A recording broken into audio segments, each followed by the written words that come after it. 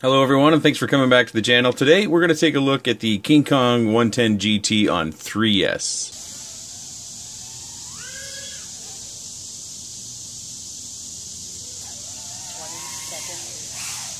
If you're looking for the original review, I'll put a card to it right up here.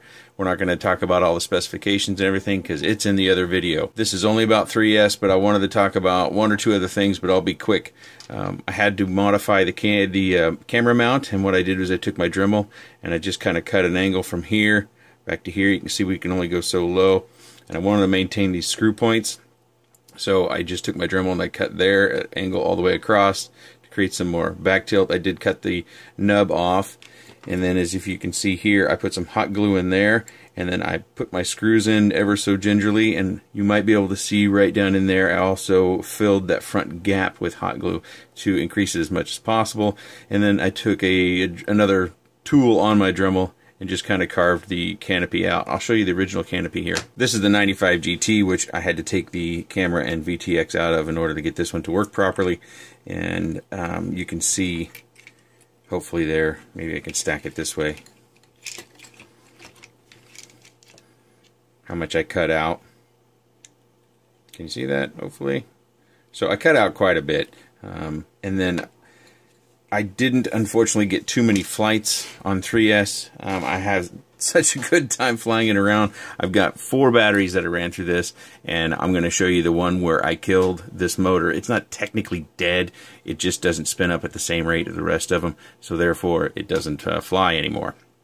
But the punch outs are tremendous on 3S, and I think the thing that might not come through in the video is how quickly you get the punch out. Hopefully you can hear it in the audio, that it just leaps into the air so much faster on 3S. And I'm not particularly adept at turning around and getting the nose down so you get to see it, but in the flight footage you'll notice we get a fair bit of hang time. And you'll also get to see the flight where I kill this. I actually come up too close to the tree. One of my bad habits is always trying to cut things close, kind of, close proximity flying. I seem to have an enjoyment for that, but I catch one of the motors on the way up, and it goes flying through the air, and then it hits a tree, and it tumbles through the tree, and it lands upside down on my neighbor's deck. Or at least I think it lands upside down. You'll see it in the video. It could land on an arm or something, but as far as the frame goes, everything is still fine. I did bust up the canopy down here. The camera and VTX is still fine. It's just, whoops, sorry, I bumped the camera. It's just this front motor doesn't spin up the same rate, so unfortunately, it looks like I'm going to have 3 spare motors when I get my other order in. But I do plan on using these motors again. I like the fact that they seem to be very smooth. They seem to be fairly efficient and not too power hungry.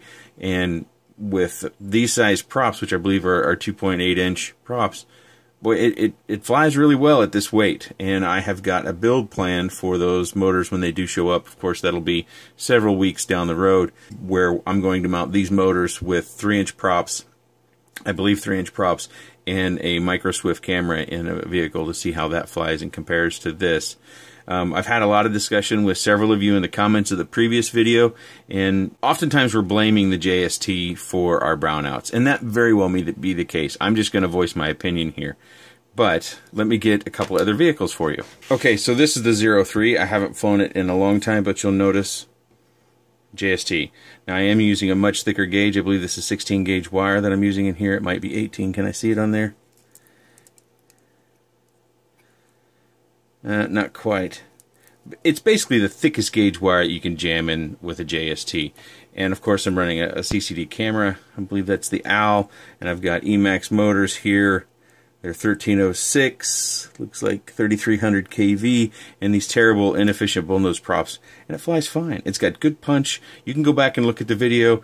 I'll link that up here as well to this, if I can, to this original frame. And it flies great. No brownouts, no fail-safes, nothing. It just works just fine. This vehicle, which is the GB 130, is running a very similar configuration, and you'll see that I oftentimes, because this comes with a JST connector, and this was at a time where we didn't see a lot of XT30s, or at least I didn't, and so I made an adapter so I could run my JST batteries off of it. It has a full-size VTX in here. We've got LEDs running 5 volt. Again, we've got a CCD camera, and this one works fine off of JST too. So it boils down to one thing, and this is just my opinion. There's no science behind it. I think oftentimes what we're finding with these vehicles that suffer brownouts with either the VTX or fail-safes with the receivers, it's not so much that it's using a JST connector, it's that the 5-volt regulator on board just isn't doing a very good job of boosting to 5-volt to maintain that. And the regulator that's in there may only be reducing the voltage to 5-volt. I don't know what they're using. I don't dabble in microelectronics. It's just a theory, and you feel free to disagree with me, but you know, I've got a couple of use cases here where JST has worked just fine on much bigger, heavier, power-demanding quads, I would think.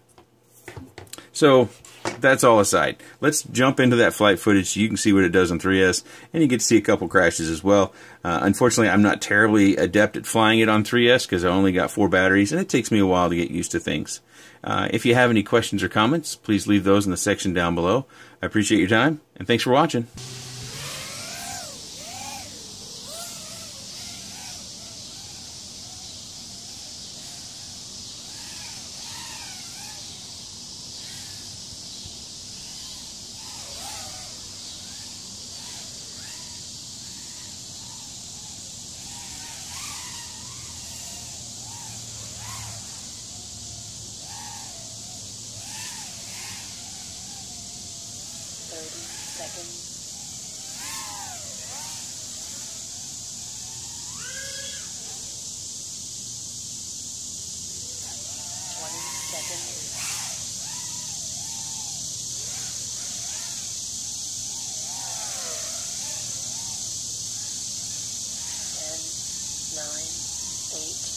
Seven, 6, 5, 4, 3, 2, 1.